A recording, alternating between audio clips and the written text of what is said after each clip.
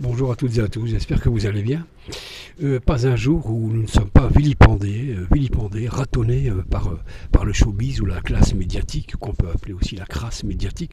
Pas un jour sans que des sbires et des sbiresses proches du pouvoir et propagandistes de renom et sans talent surtout, ne viennent effectivement vomir un peu plus sur les Français qui restent sceptiques et crédules quant aux vertus de la grande picouse vaccinale qui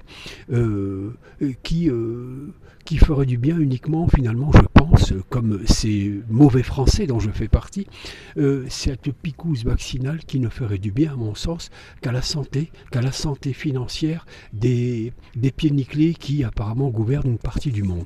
Pieds nickelés, au demeurant, ne vous trompez pas sur ces pieds nickelés, ils ont une puissance de frappe et de confinement quasiment mondiale, et ces pieds nickelés de la finance ont une capacité de démolir ou d'abrutir le monde. Ils ont la puissance de 100 bombes atomiques, quasiment. Vous avez vu le résultat. Bref, de nouveaux sbires et sbiresses se sont attaqués à nous. Témoin, par exemple, Anne Roumanoff ou Lane Roumanoff. Lane Roumanoff qui récemment disait, de sa grandeur et de son humour, le prix Nobel du rire et de l'humour gras, et lourdingue, a déclaré que ceux qui ne voulaient pas se faire vacciner, hélas, il n'y avait pour eux pas de vaccination contre la stupidité. Ah, laissez-moi rire, c'est très drôle. Je ne sais pas de quel droit, quelle légitimité elle a d'aller taper sur des Français qui sont déjà quasiment frappés d'indignité nationale parce qu'ils refusent de croire un petit peu à ce qu'on leur présente au nom de leur liberté d'expression, au nom aussi de rester libre quant à leur santé. Lane Roumanoff, effectivement, qui a scandé ça du haut de sa stupidité, l'a balancé avec son humour toujours aussi lourdingue et toujours un peu avec cette voix chevrotante, tu sais, qui confine un petit peu à la bêtise, si j'ose dire, à sa bêtise réelle, à ce qu'elle est réellement. Bref, elle n'est pas seule aussi à avoir craché sur ceux qui doutent de la picouse vaccinale. Il y a aussi Pierre Perret, le vieux boucou, le cheval de retour, qui, je ne sais pas, vieillit peut-être mal, ou alors il voudrait rester aussi dans le système de la propagande pour avoir encore quelques heures de télévision. Mais Pierre Perret, l'auteur du Zizi, ne pisse pas loin, c'est le moins qu'on puisse dire. Et il a aussi déclaré que ceux qui ne voulaient pas se faire vacciner étaient des crétins. Merci du compliment. Visiblement, ces gugus-là sont en pleine compétition avec Macron pour avoir le titre de celui qui va le plus injurier la France. Ils ne sont pas les seuls à faire cette propagande Ils ont le droit de faire la propagande, mais on a le droit aussi de leur répondre gentiment, puis on a le droit de refuser aussi cette panacée vaccinale. La panacée vaccinale.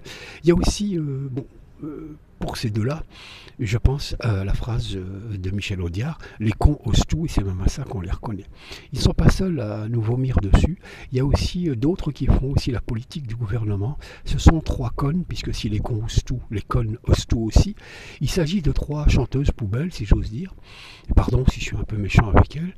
Il s'agit de Amel Bent, Vita et Camilla Jordana, qui n'ont pas trouvé de mieux que de faire finalement la campagne politique de Macron par avance, puisqu'elles ont décidé de reprendre une chanson de Diams qui disait j'emmerde le Front National.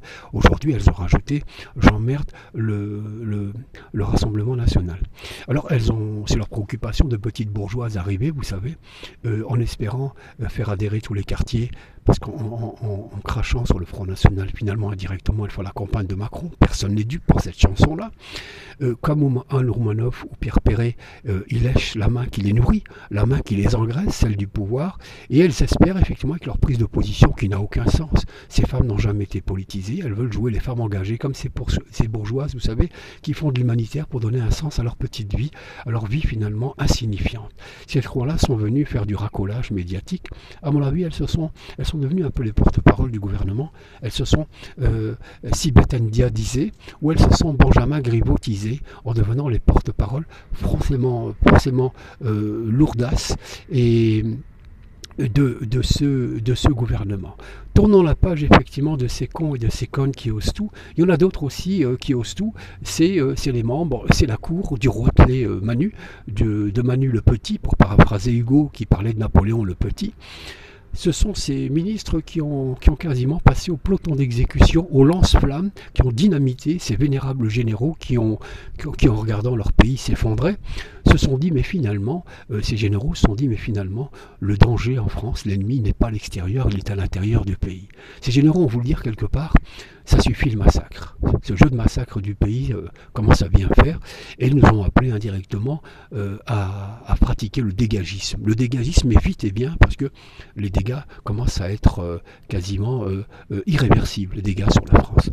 Et ces vénérables braves hommes, ces généraux, qui se sont fait littéralement dynamiter par le pouvoir, ont tout simplement fait entendre que visiblement, ce pouvoir-là n'aime ni la France ni les Français, et ces dernières années en témoignent totalement. Immédiatement, ils se sont fait directement flinguer par la Macronie, par la Castexie. Ils ont envoyé les femmes au combat, hein, et c'est Laurence Parly qui est aux armées. Alors je ne sais pas ce qu'elle connaît de la défense, à l'armée et au maniement des armes, et surtout au parcours de ces hommes. Comment cette femme peut les insulter pareil? Comment peuvent-elles aussi les vouer aux gémonies en leur promettant des sanctions? Ça, c'est Castex. Je ne sais pas ce que Castex a fait dans son existence avant d'être Premier ministre, mais je pense qu'il n'a aucun respect pour ces messieurs-là, pour les traiter avec aussi de hauteur, les traiter d'aussi haut. Laurence Parly s'est exprimée, alors toute la classe politique leur est tombée dessus, hein, tous, dictature, ceci, cela, enfin des choses absolument innommables et complètement stupides, en fait grotesques. Et celle qui a été la plus violente, c'est une espèce de Chiappa bis, hein, qui est un cerveau en plastique, un peu comme Chiappa, c'est Anne Pannier-Ruettiger, j'ai oublié son nom, qui elle a voulu paraphraser le général de Gaulle. C'est vrai, quand on n'a rien à dire, c'est bien de prendre les grands hommes et de les faire parler à sa place. C'est aussi révélateur effectivement du vide intellectuel de ces ministres-là. Elle a voulu paraphraser le général de Gaulle en parlant de ces généraux, de ces 5 généraux, de ce putsch de généraux en charentaise. Aucun respect déjà pour les gens d'un certain âge qui se sont engagés pour défendre ce pays. Ils ont été injuriés de papier en charentaise, grosso modo. Moi, je pense que les charentaises, c'est plutôt Anne Pannier-Ruettiger ou Rubacher. C'est elle qui a plutôt les charentaises dans le cerveau. Et je trouve que c'est indigne la façon dont ces généraux ont été traités.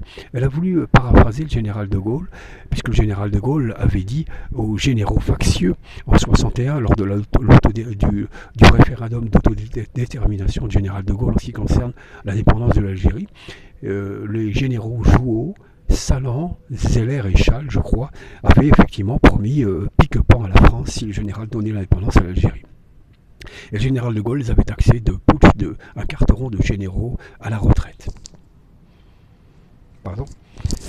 Mais quand c'est le général de Gaulle qui dit ça, c'est respect total. C'est respect total, c'est quand même le général de Gaulle. Mais voir ces arrivistes de la République en marche, ces arrogants, cette prétention d'oligarchie bobo qui s'est installée aux affaires, voir insulter des gens pareils, à qui ils doivent d'ailleurs leur liberté d'expression et le semblant de démocratie dans laquelle ils vivent. Entendre ces enfants gâtés pourris de la République, injurier ces généraux, c'est quasiment injurier une grande partie de l'histoire de France. C'est scandaleux et honteux en même temps risible. Et on ne peut pas attendre plus de cette équipe en marche, l'équipe du Rotelet qui s'est installée avec Madame à l'Élysée. On a l'impression d'être retombé au début de la Troisième République, où une crapule ou un assassin qui s'appelait Adolphe Thiers avait quasiment exterminé 20 à 30 000 Français lors de la Commune en 1870-1871.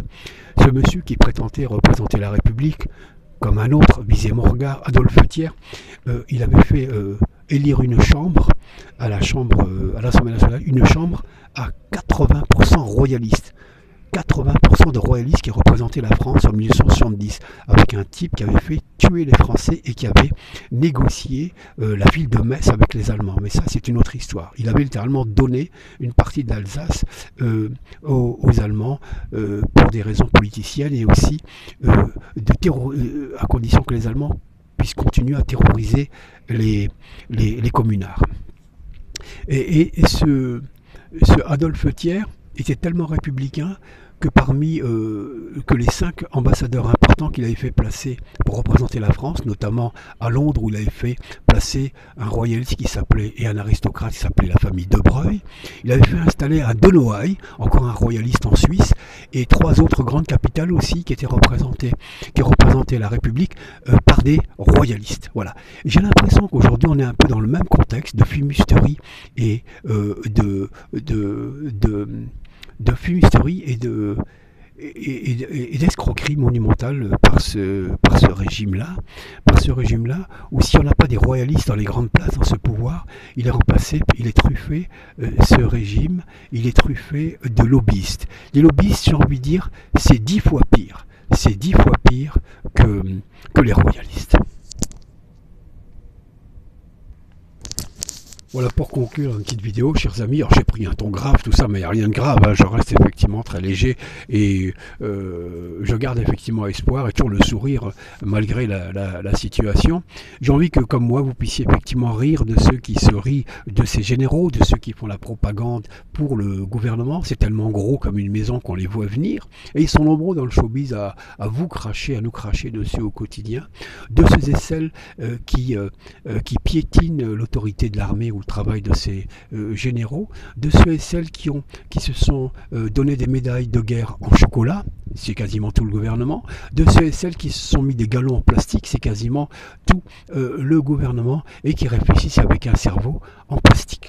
Voilà, donc de tout cela, j'espère que vous en ferez bon usage, chers amis. Si vous avez aimé la vidéo, n'oubliez pas de mettre un pouce. J'aime pas le mot liker, hein. Moi je parle français ou anglais, mais je ne mélange pas. Je préfère de loin la langue française que la langue anglaise, bien évidemment. Donc vous mettez un pouce si vous avez aimé, vous pouvez la commenter aussi, la partager. Mille merci à vous.